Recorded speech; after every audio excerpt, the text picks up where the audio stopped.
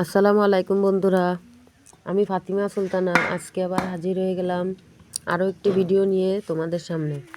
তো আমাদের গোয়াল ঘরের ভিতরে ফ্লোর করা হয়ে গেছে এবং ভিতরে প্লাস্টারের কাজও সম্পন্ন হয়ে গেছে। তো বাইরের এই অংশটুকু রেখে দিয়েছে আমার হাজব্যান্ড। ভবিষ্যতে টাইলস লাগানোর ইচ্ছা আছে।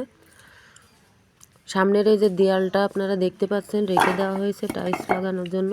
আর সামনে এই যে গোইলের সামনের যে অংশটা ওইখানে আর কি কাদা কাদা হয়ে যায়, সেজন্য আমার হাজব্যান্ড কিন্তু ওইখানে ফ্লোর তৈরি করে দিচ্ছে ইট দিয়ে।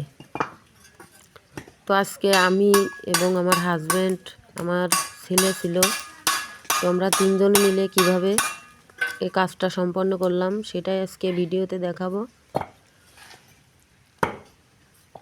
তো ভিডিওটা না টেনে কিন্তু সম্পূর্ণ দেখতে হবে, সেটা দেখতে গেলে আর কথা নয়, তাহলে ভিডিওটি দেখুন ধৈর্য ধরে।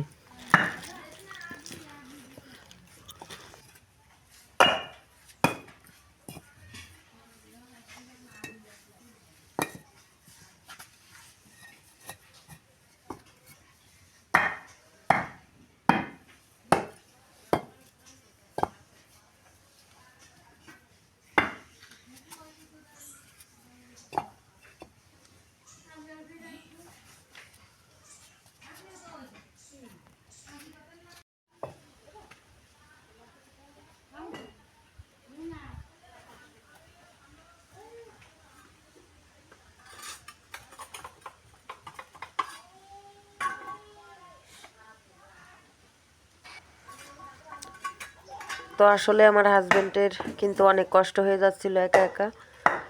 তো আমি এবং আমার ছেলেও তাকে সাহায্য করলাম।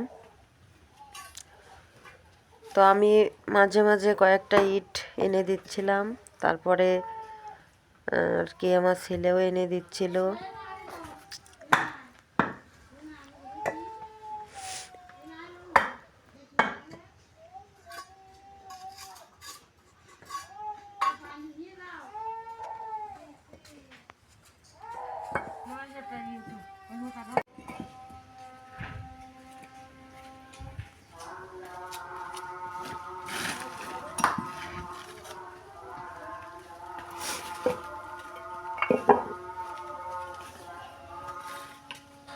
তো এখন কিন্তু সময় দুপুর 1টা। তো আমাদের এখানে আজান শুরু হয়ে গেছে, 1টার আজান।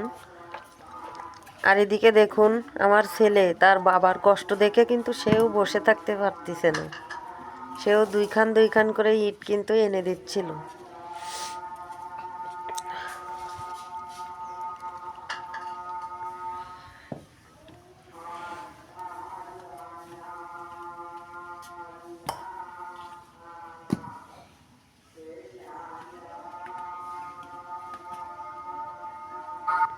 আর বন্ধুরা, ওপাশে যে বাচ্চাটিকে দেখতে পাচ্ছ, ও কিন্তু আমার দেওরের মেয়ে, ছোট মেয়ে।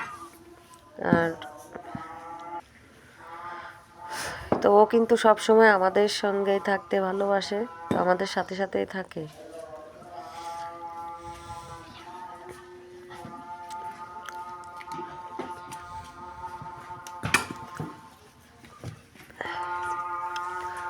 আর এপাশে দেখেন আমার হাজব্যান্ড কিন্তু বালি নিতে এসেছিল আর একখানি ইট নিয়ে যাচ্ছিল হাতে করে।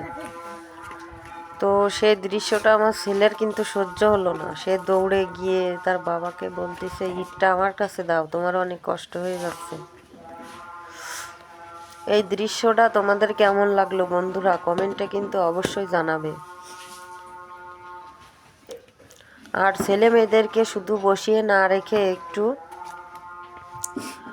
কাজে কর্মে সহযোগিতা করার কথাও কিন্তু বলতে হয়, এতে কিন্তু তার আন্তরিকতা সৃষ্টি হয়। তো দেখুন অবশেষে আমাদের গোইলের সামনের ফ্লোরটা কিন্তু তৈরি হয়ে গেল।